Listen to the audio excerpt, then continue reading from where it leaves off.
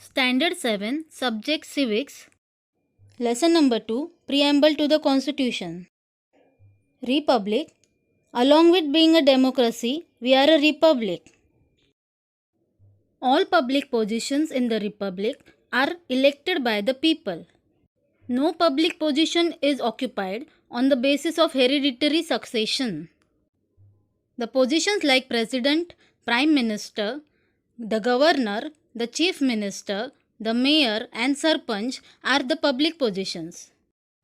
Any Indian citizen fulfilling the prescribed criteria can get himself or herself elected to any of these positions.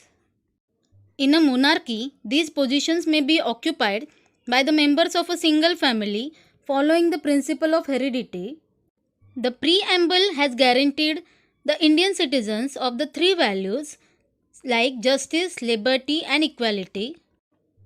It has enjoined upon the Indian citizen to practice these values, to make laws in keeping with these values. Let us understand these values. Justice. Justice implies removal of injustice and ensuring that everybody has the opportunity for progress. Establishing justice is adopting such policies that will promote public good. Three types of justice are talked of in the preamble. They are as follows. Social justice. There should be no discrimination among people on the basis of caste, creed, language, religion, etc. As a human being, all have the right to the dignity and same respect and same status. Economic justice. Poverty leads to the abyss of hunger deaths and malnourishment. If poverty is to be eradicated, everyone should have the source of livelihood. Everyone has to look after oneself and one family. Our constitution has given this right to every citizen without discrimination. We have adopted the universal adult franchise to enable equal participation in the running of the country. Accordingly, all citizens completing 18 years of age have the right to vote in the elections. Liberty. Liberty implies that there should not be any unjust restrictions upon us and that there should be atmosphere conducive to the development of our inherent capacities. In a democracy, citizens enjoy liberty. In fact, democracy becomes mature only if citizens enjoy freedom. Freedom of thought and expressions is the most fundamental freedom of an individual. Everyone is free to express their own views and opinions. A give and take of ideas enhances the spirit of cooperation and unity amongst us.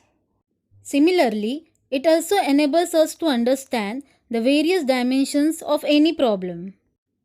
Liberty of belief, faith, and worship implies religious freedom. Every Indian citizen is free to act as per the teachings of their religion or the festival of their choice. It implies the liberty of celebrating the festival. Fraternity. The makers of the constitution believed that merely justice, freedom and equality would not lead to establishing equality among the Indian society. No amount of laws would help us achieve these goals if fraternity is lacking among Indians.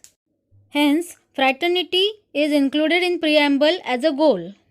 Fraternity implies a we feeling towards one another. It creates a feeling of empathy.